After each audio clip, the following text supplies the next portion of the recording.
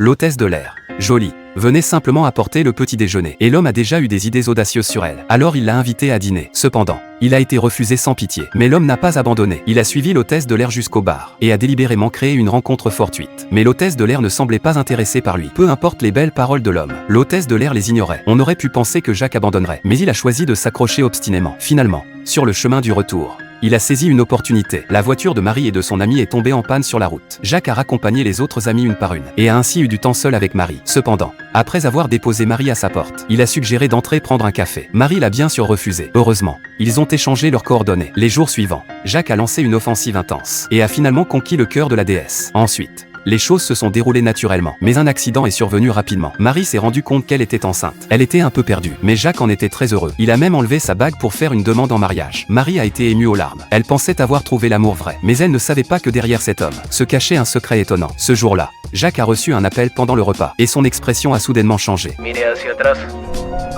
Mire a su lado derecho. Salga ya.